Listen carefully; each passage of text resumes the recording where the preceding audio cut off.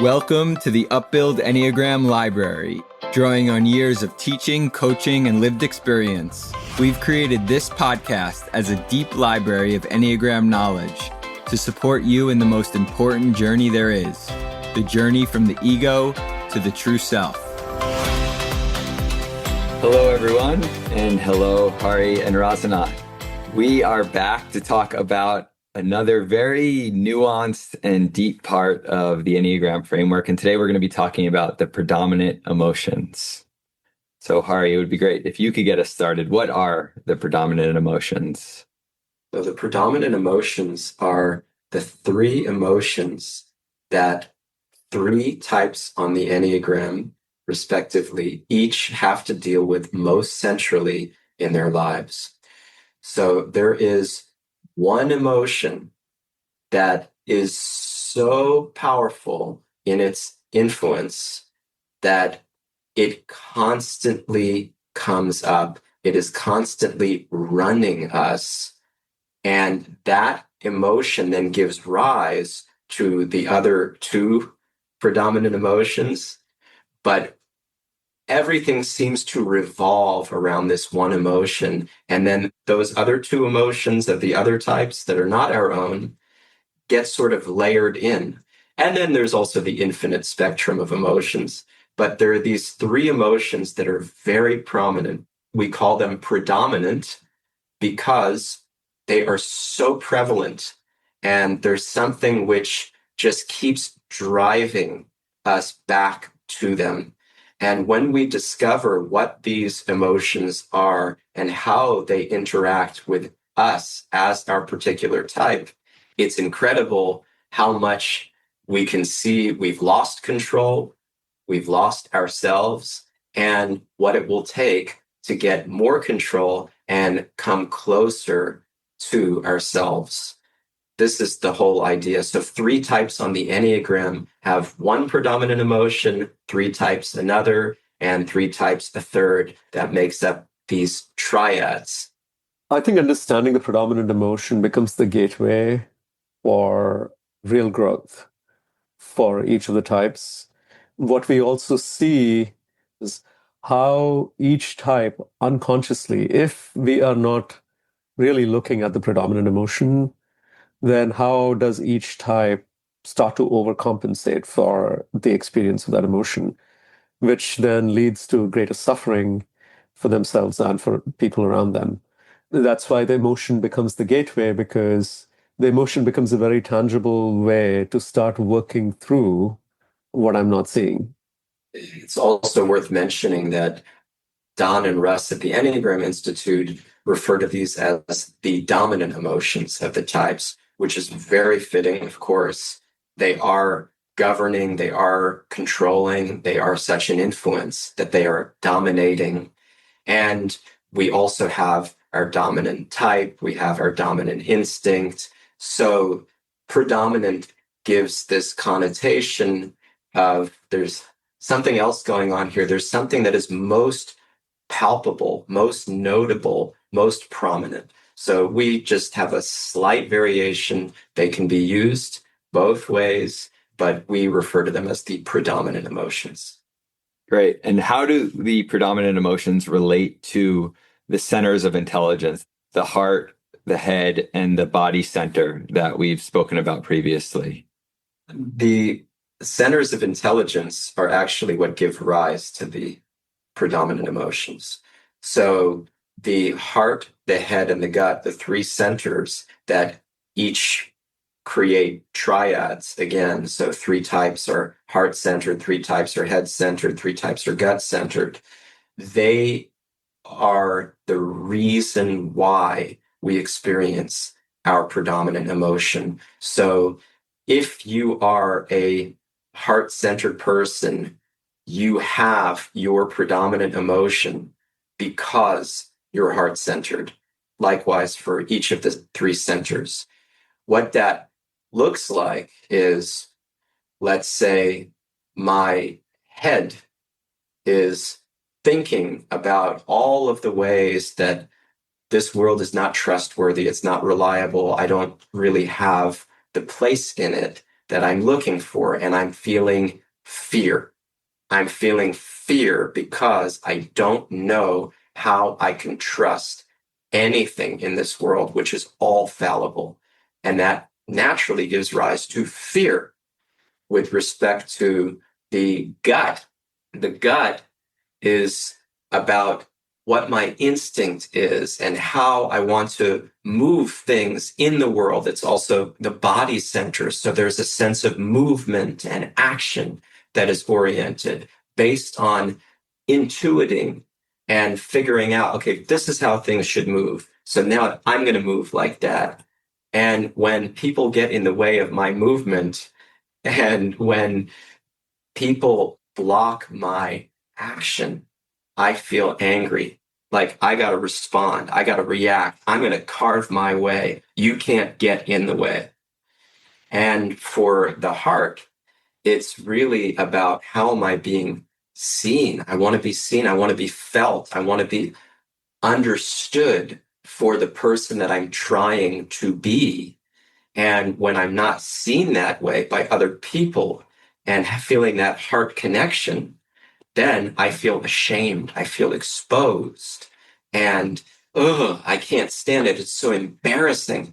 How can I be seen like this? It's like, when you're not properly dressed. I don't want to be seen. That's how the heart center feels. So again, the center gives rise to the emotional experience. And then that gives rise to the whole range of emotions. Very, very helpful. So you've identified there the three predominant emotions, which are anger, fear, and shame. So as you both have illuminated, we all experience all three of these emotions, regardless of which type we are. But the one that is our predominant emotion is the one that we experience most centrally and is really the foundational emotion that leads to the other emotions that we might experience. Yeah. And so it's not that we experience those other emotions without great importance. In other words, when we're experiencing the emotions that are not our predominant emotion, it's not that, oh, yeah, that's just some fleeting experience, or that's not so prominent or so important. What we're talking about with the predominant emotion is the most prominent, the most central, the thing that the other emotions get tied back to. It doesn't mean we can ignore, dismiss, or minimize the other emotions at all. We have to deal with them really seriously, very, very seriously. And we're not saying focus so much more on your predominant emotion than those other emotions. What we're saying is also tie them back to your predominant emotion. That's the best thing you can do. Excellent. And as we were talking about before we started recording, if you do start to really make a lot of work and therefore progress on your predominant emotion, it can start to take care of some of the other emotions that might be negatively affecting you. Exactly. Also, you sometimes experience one emotion, and that emotion is more palpably felt, but it's happening because of the predominant emotion. You may think that the emotion that you're expressing is the predominant emotion, but it's not. It is a result of the predominant emotion, the emotion that is actually pulling the strings. That is a very illuminating experience to be able to organize our emotional landscape and understand what's what is really, really critical. And it's okay to start with looking at the emotion that feels most prominent right now.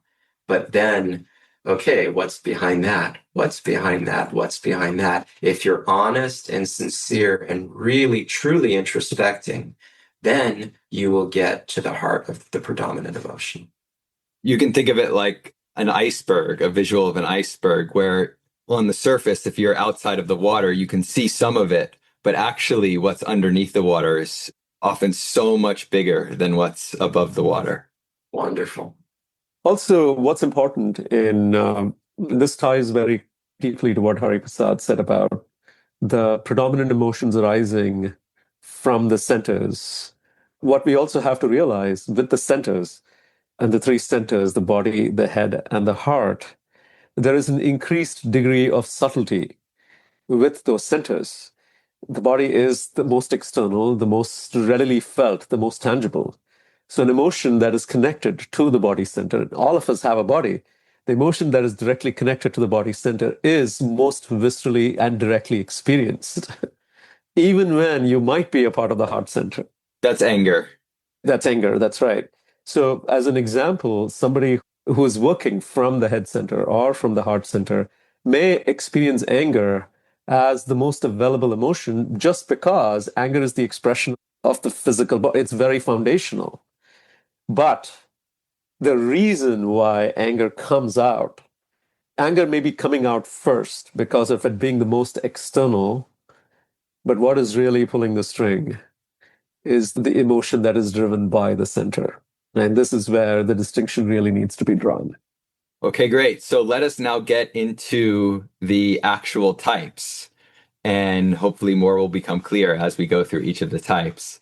And so rather than going through the types 1 through 9, we can actually go through each of the types center by center.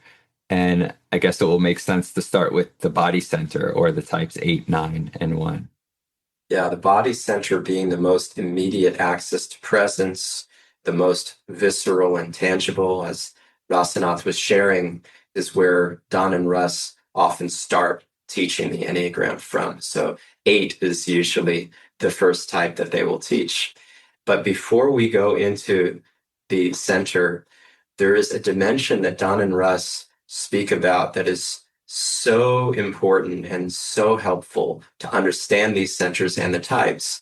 It's a mantra that each of the centers have as an unconscious maxim.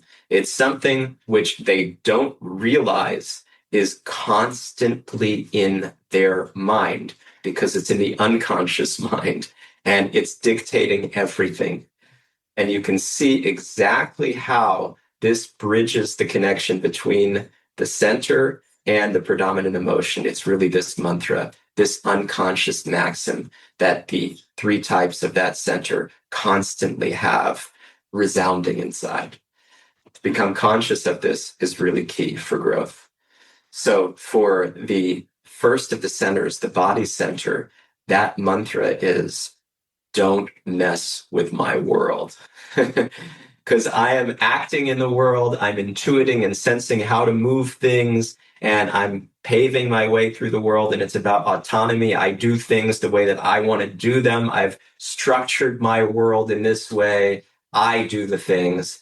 You do not mess with my world. If you're infringing on my autonomy, I get angry. Don't mess. So the first type, the 8, you see this most directly, most straightforwardly. The 8, the challenger, is really feeling like if you mess with my world, you got to mess with me, or I am going to mess with you.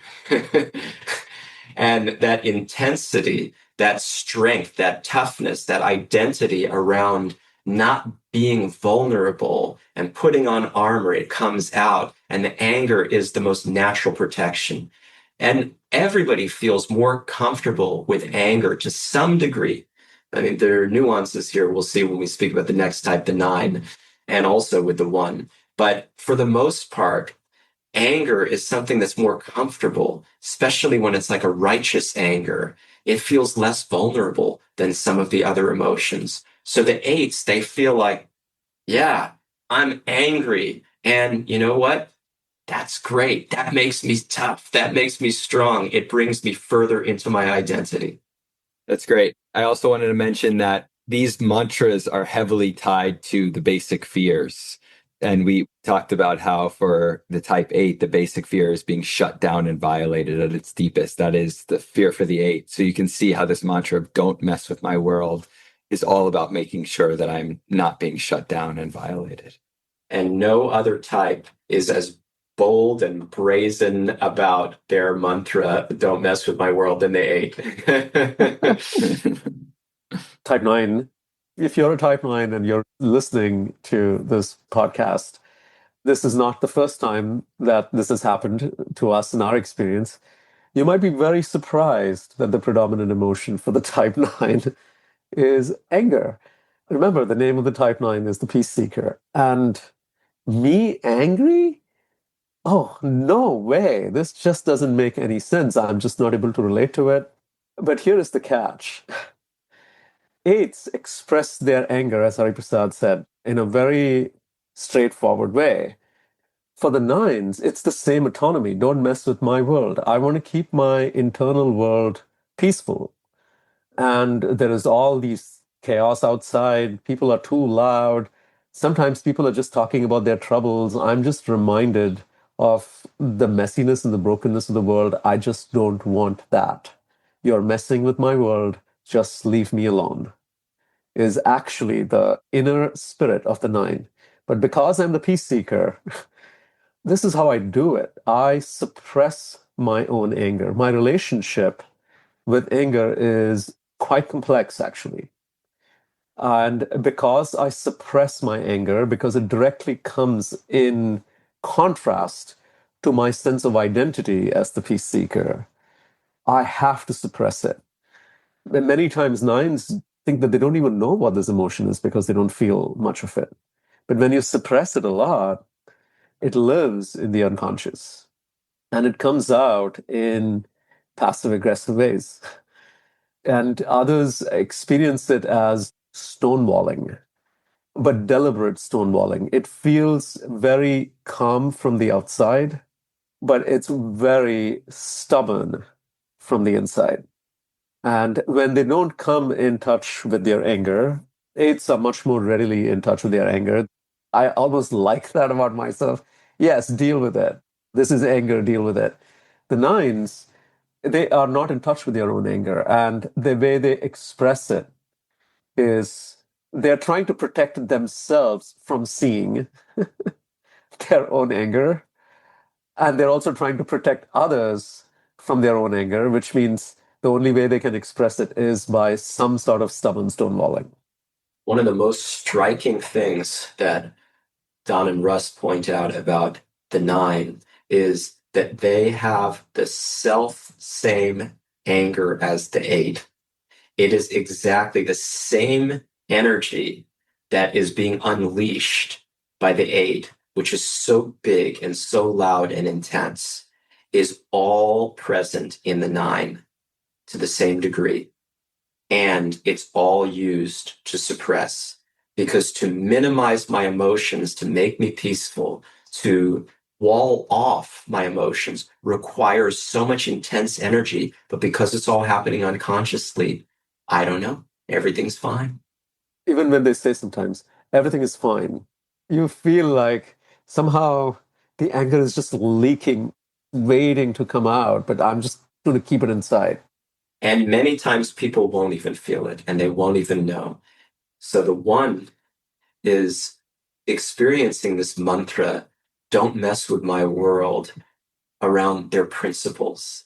And the fact that I am a good person, I better be a good person, otherwise all hell breaks loose. If I don't have my identity as good and right, then who am I? I'm nothing.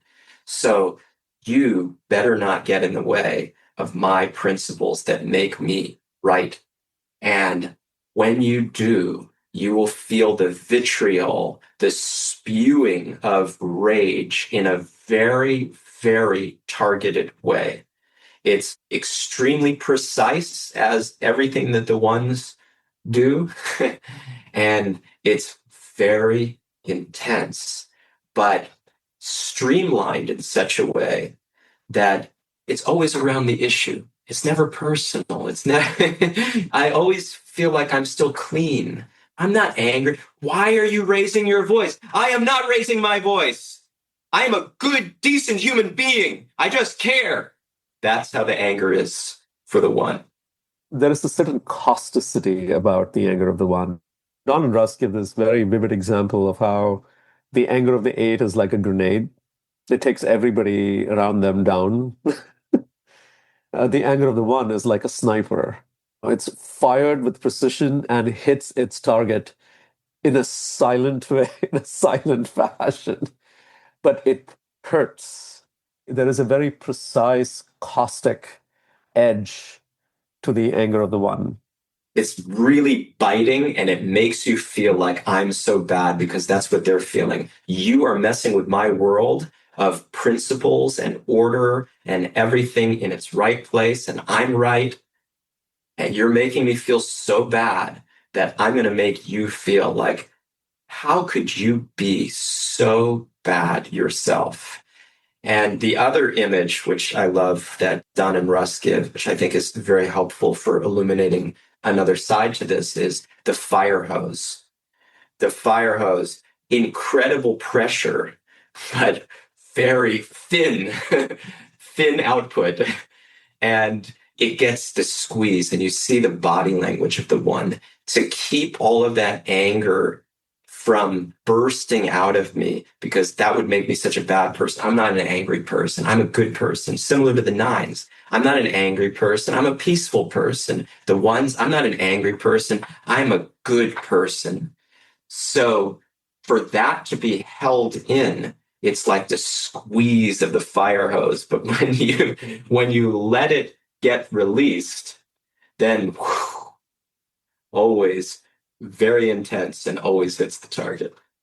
Okay, great. And so just a reminder that for the 8, 9, and the 1, they still experience shame and they still certainly experience fear, but the emotion of anger is more foundational than the other emotions for them.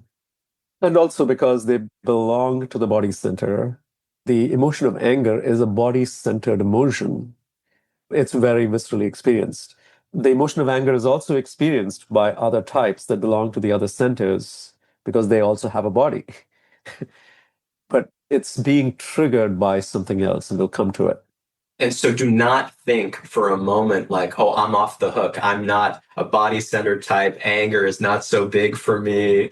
Do not for a second think that way. It's, okay, what is causing my anger? What is even more central for me that is governing me?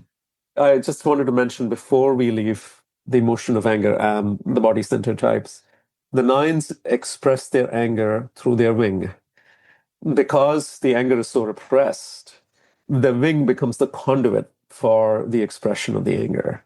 It comes out as the wing would express it. So a 9 with a 1 wing would be, as Hari Prasad has mentioned, very precise. You will see sarcasm frequently being employed because there's a cutting edge to it. And at the same time, I'm trying to keep it, oh, I was just trying to be funny, but it's not.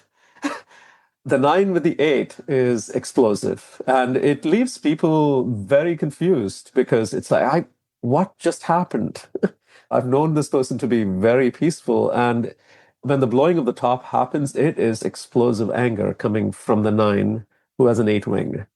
Actually, for both the 9 with a 1 and the 9 with an 8, people are like, what on earth happened? It's just a bit bigger and more surprising with the 8 wing.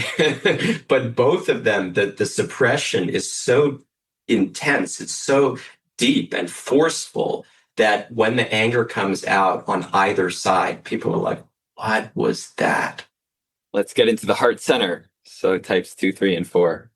The predominant emotion for the heart center is shame. And the mantra for the heart center that is very tightly tied to the emotion is, see me the way I want to be seen. See me the way I want to be seen. And yes, if we are not seen the way we want to be seen, the experience is shame. We want to hide ourselves and come out when we will be received in the way that we want to be received. Shame is also the subtlest of the 3 emotions that we are talking about, anger and fear.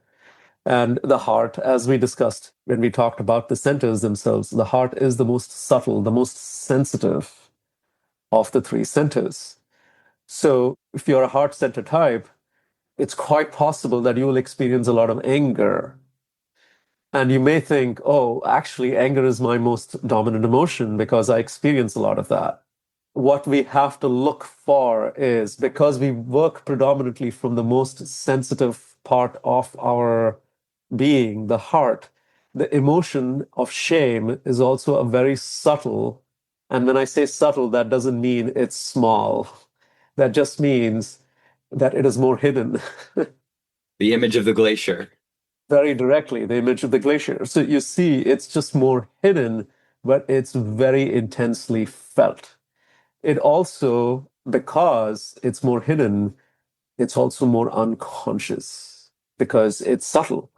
And so the reaction many times to the experience of shame will be anger. Because if I'm not healthily dealing with what I'm experiencing deep down, that's how I tend to respond to my environment. If you're not seeing me the way I want to be seen, I become upset at you. I become angry at you. But what am I really feeling deep down is shame. So the type 2, see me the way I want to be seen. I want to be seen as the most loving, most connected person.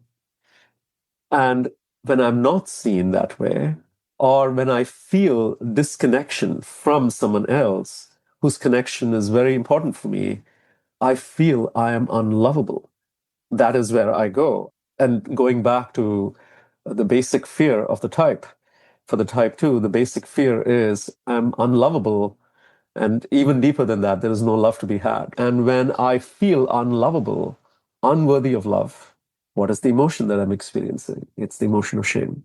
So now, many times, twos will say that they become very angry at people. They will say they feel angry when they are not reciprocated to. They feel angry when they feel treated like a doormat. And the reason why the anger comes out is when I feel treated like a doormat, I actually feel unworthy of love. That is shame.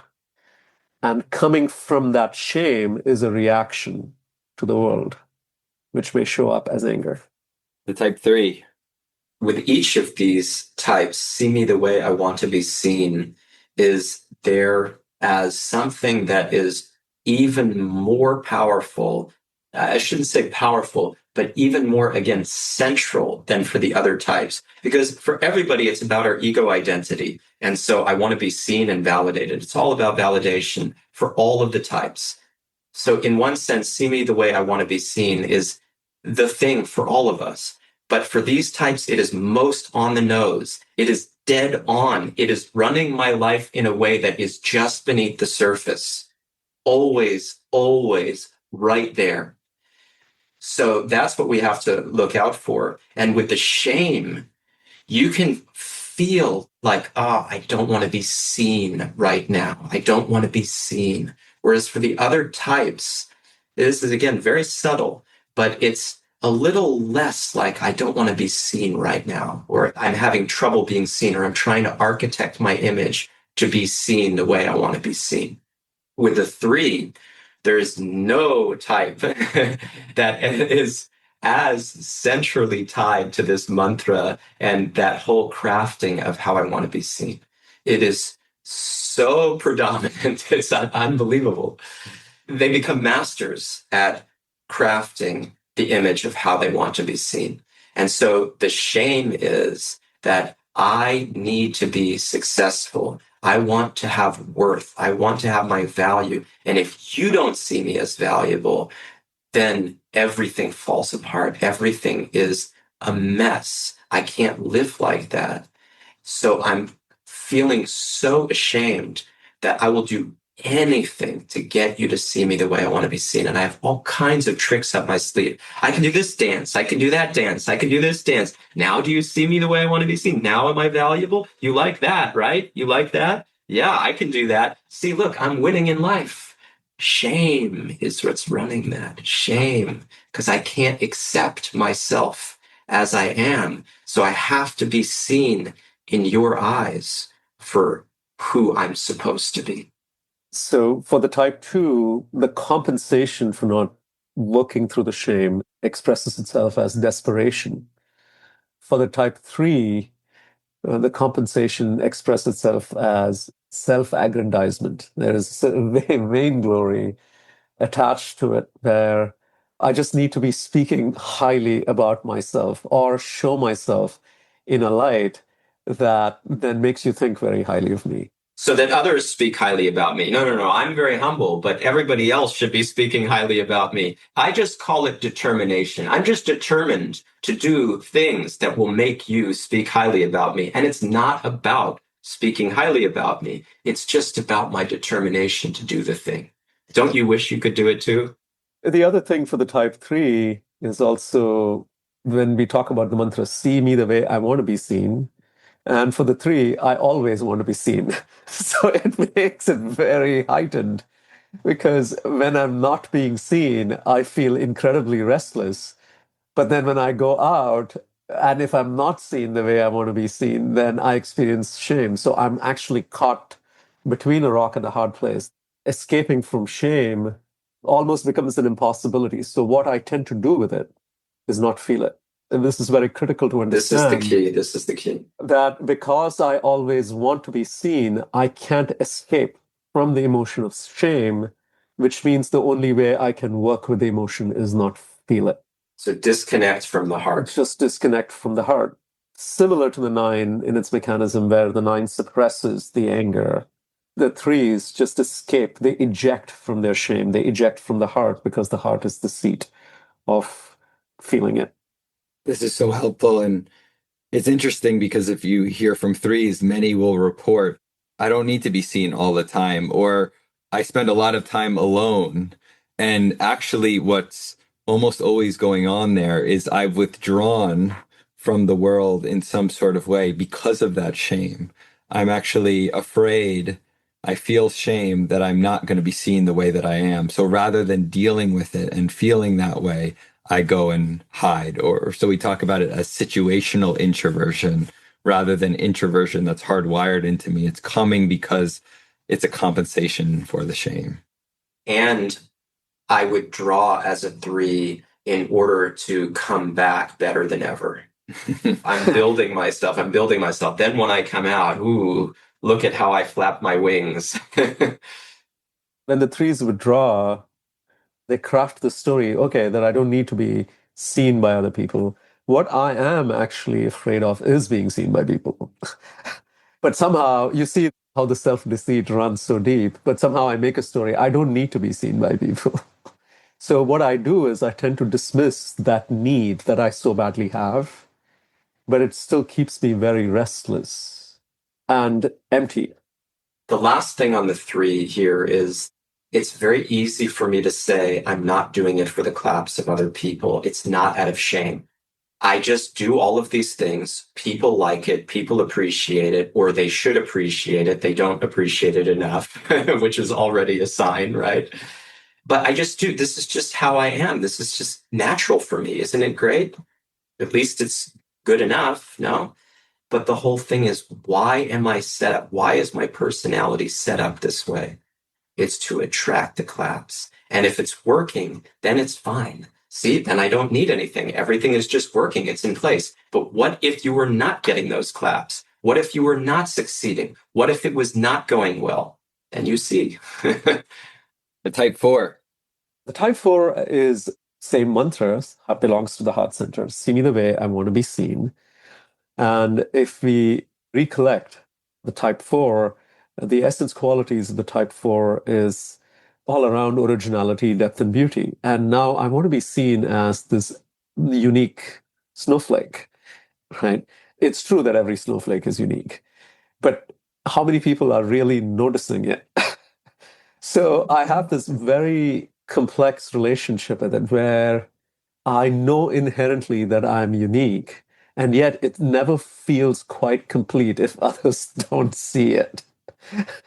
So see me the way I want to be seen as this unique, different from everyone sense to it, but I'm not going to be very overt about it. It's done very covertly. It's done in a very dignified,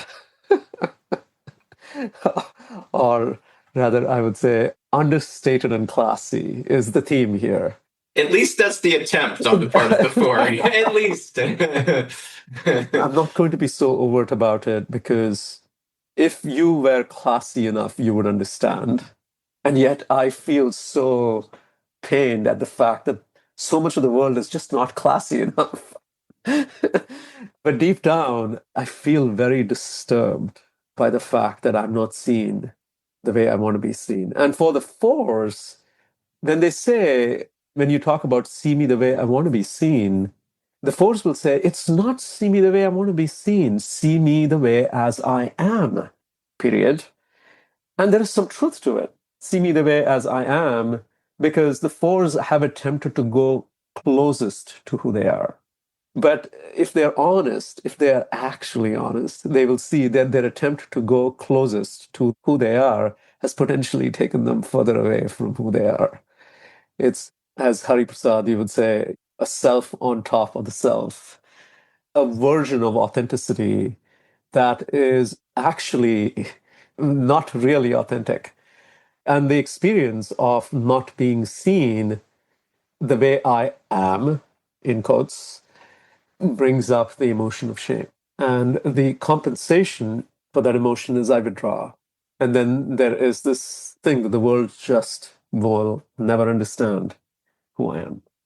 See me the way I am is code for see me the way I think I should be. So my ego is, we define the ego at Build as the identity of who I think I should be. And for the four, I'm so fixated on being authentic, but I've forgotten who I am. So the only thing I can do is be authentic to what's present, which is the ego. So I will be so authentic to my ego. You've never seen somebody more authentic to their ego than me. Now see me the way I want to be seen. See me as my ego actually. Please. It's so deep. My ego is so deep, but of course they can't admit this to themselves. This is the problem. I'm being authentic to what is more prominent than the depths of who I am, the core, the self, the soul. I can't go there. So let me at least be authentic to some version of myself that I can feel good about. So if we said that the heart is the subtlest of the three centers, the four is the most subtle in terms of understanding and expressing the emotion of shame. And it's absurd because it's like, oh yeah, I'm really this goth person. That's who I am. See me as the most authentic, deep goth person. That's what I am. Yes. This is absurd. And then 10 years later, I'm a punk. I'm not goth. I'm totally different. Totally different. And then I'm a hipster or what, it's so embarrassing. And I feel the shame of that. And I'm trying to tie myself to something which is not real. And I feel the shame of that constantly. But I need you to see me for the closest to what I can conjure of who I am as possible. Okay, so we move into the last of the three centers. So the head center, the thinking triad, right? We have the thinking, feeling, and willing. So willing is for the body center, feeling for the heart center, and then for the head center, it's thinking. And the mantra here is, what can I trust? What can I trust? As I mentioned at the beginning, this world is so shaky. Everything is unstable, uncertain, and untrustworthy. I can be here today, gone tomorrow. Anything and anyone else, same applies. What on earth can I trust? The answer is nothing. So what does this cause? Fear, tremendous fear. I am so terrified. This is the visceral emotion of fear. So we talk about how every type has a basic fear. Every type is born out of fear, frankly. I mean, there's also an essence behind the fear. So that's another thing that we can think about. But the way that our personality, this we can say, the way that our personality shows up currently is born out of fear. And that is the basic fear. But the emotion of fear is often very detached or disassociated from the basic fear. When we talk about the fear triad or the thinking triad, which is also the fear triad, we are talking about the emotion of fear. I can feel the anxiety if I don't suppress it, if I allow myself to be in touch with our predominant emotion, which is so hard for all the types to actually, regardless of your center, regardless of your predominant emotion, to actually be in touch with that emotion. It's so confronting. It's so difficult. It's so painful to be in touch with that emotion. These are not positive valence emotions, if you haven't noticed. These are all negative valence emotions. They're all difficult to hold. So for the thinking triad, if we can hold them, if we can be courageous and be in touch, just as with all of the types and all of the emotions, then you will feel the visceral emotion of fear, this anxiety. What can I trust? I have to establish my place in the world somehow, something that will keep me grounded and sheltered in my existence. And if you remember the visual or one of the analogies that we talked about when we talked about the head center or the thinking center is when you're driving and it's pouring rain, you can't see what's ahead of you.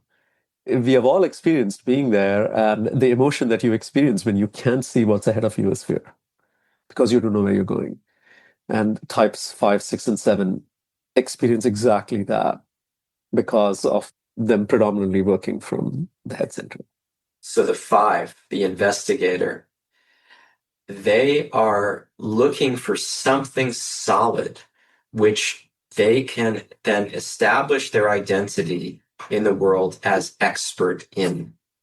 But the problem is that there is so little that I can rely on that I know to be true.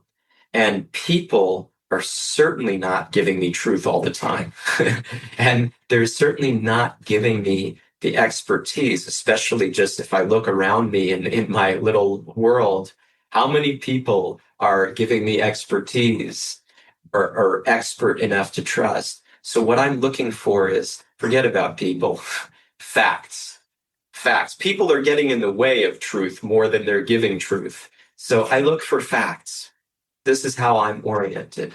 And I have this sense that that will then quell my fear of what can I trust. Even if the facts change tomorrow, I'll be up on it. I'll be up on it. I'll be with the trends in science. I will be with the trends in art. I will be with whatever I need to discover on the cutting edge to quell this fear, get the facts, be an expert, and then be able to espouse knowledge in the world. I'll have my place as a knowledge bearer, all out of this fear. So, as a compensation for that fear, I have this voracious appetite for information.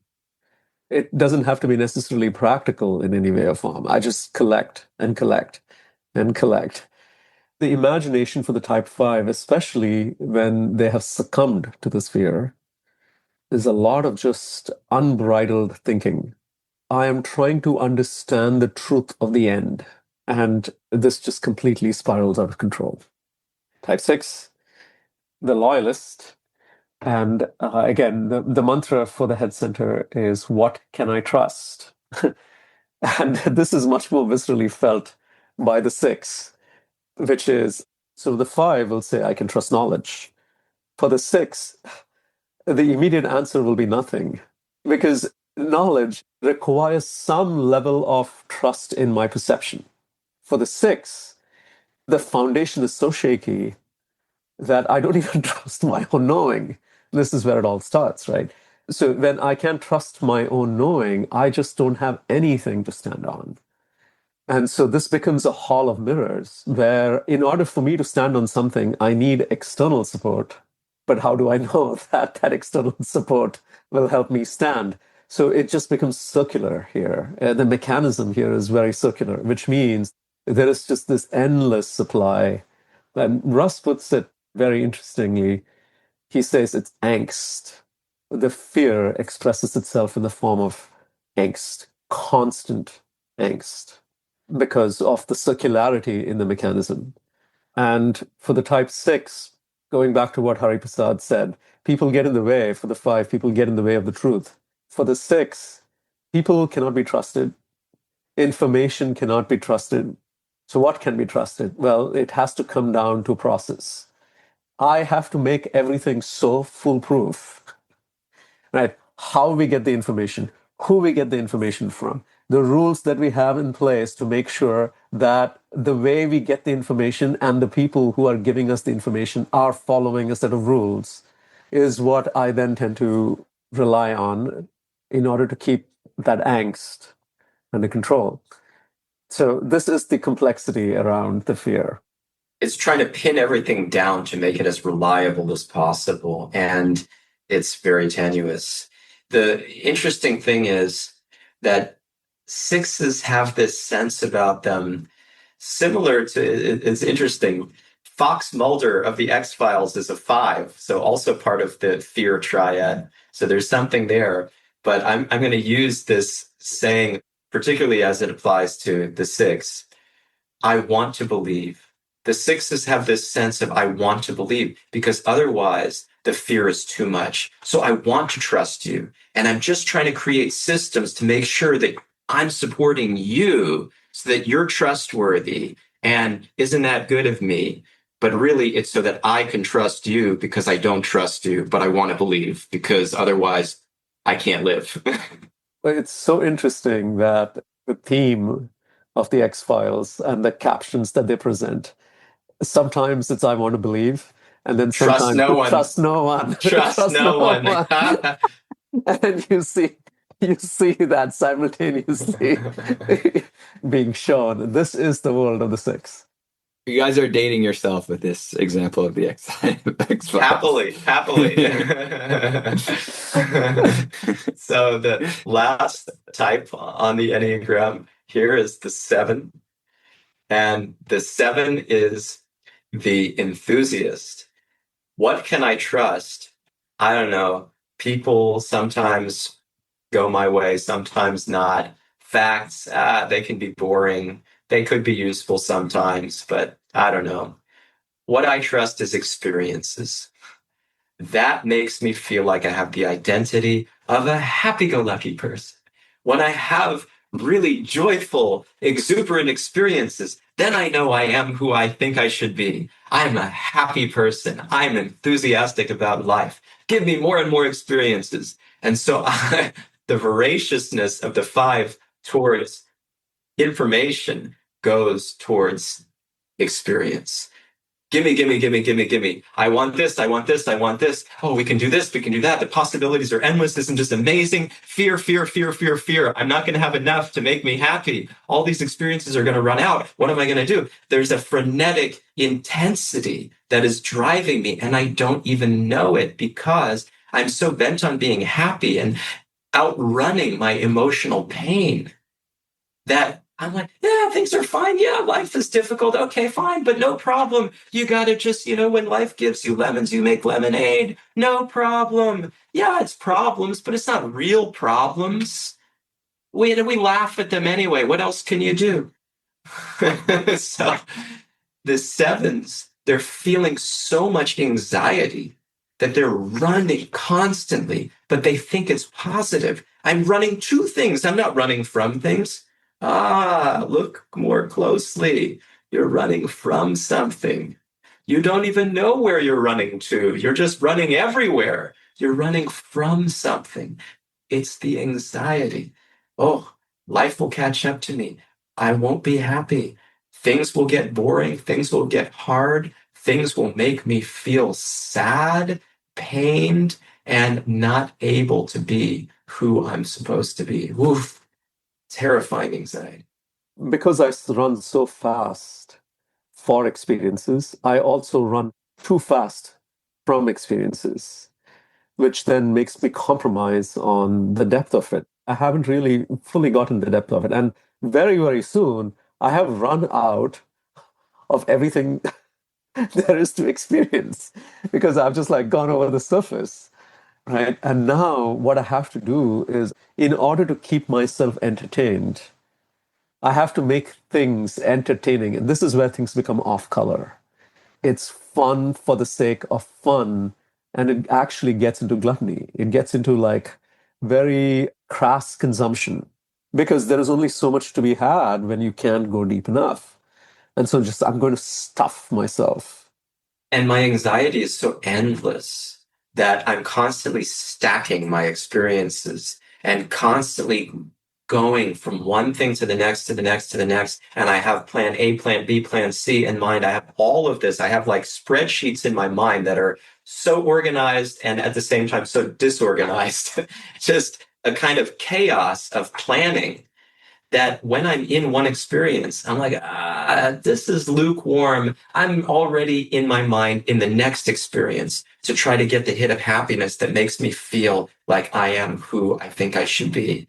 And so I'm never present enough in any experience to even taste it and to get the happiness that I think is there, which is also questionable and is actually a coloration, as my guru Satchidananda Swami would say. Satchidananda Swami says that we're all coloring our experiences to get the juice from them. We're projecting onto them what we think they should be, and we're enjoying that more than the actual thing itself. So the sevens are going into all these experiences and they're thinking, oh, this is a blast. And so then they kind of coax themselves into being like, yeah, that was a blast. But if you actually look at it, it was just a compensation for the fear. Beautiful. So we will often lay out the arc of these podcasts and, of course, have plenty of spontaneous inspiration. But the mantra was something that we had not laid out in our arc. So I'm really appreciating how you both have taken us through all of the types and especially the central focus on the mantra, because it's so illuminating, as you said, as the connection between the center and the predominant emotion that we're talking about today. So just very quickly, in summary, for the body center, the mantra is don't mess with my world. And for each of the types, it's different. The reason why they have this mantra, don't mess with my world, depending on their basic fear, is different. And the way that it gets expressed in the world is also different for all of the centers and all the types within them. Yeah, so the anger comes out in very different ways, or doesn't come out in different ways. Uh-huh. For each of the heart-centered types, the mantra is see me the way that I want to be seen. And when I'm not seen in that particular way, and that's different for each of the three types within the heart center, there's a feeling of shame that comes up. And from that feeling of shame can emerge fear and or anger. And so you often have an intense experience of those emotions, even as a shame-centered type, but it's because of the shame. And then with the head center, the mantra is what can I trust? And each of the three types within the head center are trying to literally answer this question, what can I trust? And for each of the types, they either have a very clear answer to the question or not such a clear answer to the question, but it actually doesn't end up quelling the fear. And from that fear stems shame about not being a certain way, and also can, depending on the specific situation, also stem anger. So as we start to move towards a close here, let's take it back to, as we always do, the central mission of Upbuild, which is to help us shed layers of ego and move closer to who we actually are as the self. And we've alluded to this a little bit throughout the podcast, but how does an understanding of the predominant emotions of our Enneagram type, and also if we're thinking about the people in our lives and their Enneagram types, how does an understanding of the predominant emotions help us move from the ego to the self? As we said earlier, I think the predominant emotions are the corridor to growth and self-work. When we understand them, we look for them. We look for different ways in which they're being expressed. We also can tie it to why I'm experiencing it. And that's where the work really needs to begin. We take full responsibility for our emotions. Otherwise, it's very easy to blame circumstances or people for what they're causing to us. But the wound here and the emotion resulting from the wound is ours. And the emotions really help us walk towards that wound and then over time really heal it. I am drowning in my predominant emotion. I mean, all of the emotions are getting the best of me, and I'm trying to suppress them and manage them and pretend I don't have them. Rarely am I actually channeling them positively, but I'm drowning in my predominant emotion. And if I don't even see that I'm drowning, then I'm really living in illusion. And unfortunately, that is the case. The ego blinds us. It makes us believe that we are living in a world that is not the actual world. So to get to the self, we have to get to reality. And the predominant emotion is blanketing that reality. We have to see that in order to then be able to wade through it, to swim through it, if you will. And if we don't, we have all kinds of reactions, all kinds of tolls that it takes on ourselves and our relationships. And spirituality becomes much thinner. It becomes much more superficial because we're not engaging really with our conscious being. As Srila Prabhupada, my guru's guru, would say, first become conscious, then become conscious of the supreme reality or conscious of God. So if we're not conscious, it always comes down to this. There's no question of getting to the spiritual reality. And when we're blanketed and blinded, it's the spirituality that we profess or that we aspire for, or that we are supposedly cultivating, is really more of an imagination. It is not grounded. And there are situations where we will be confronted, and these are tests. If we don't actually face our emotions and work through them, we will not pass those tests. We will not grow, period. Beautiful. Thank you so much. And thank you for modeling what it's like to take responsibility for your predominant emotion with that phrase of, I'm drowning in my predominant emotion. We are all drowning in our predominant emotions. And if we don't see that clearly, we're limiting our potential in endless ways. So very grateful to both of you. I think about the phrase emotional intelligence, how that's such a popular phrase these days. And what does it really mean? Everything that we've talked about is emotional intelligence today. This is, to be truly emotional intelligent, we have to be aware of our predominant emotion and how that is the fountain for all of the other emotions that we are experiencing. Very well said. Thank you. So grateful. Thank you, Michael. Thank you, everyone. Thank you, everyone, for listening.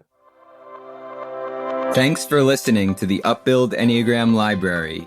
Upbuild is a leadership development company that offers workshops, coaching, and other services to help you on the path towards being your best self, free from the shackles of the ego. To learn more about our work, visit our website, upbuild.com, and sign up for our newsletter to gain access to podcasts, reflections, and upcoming events.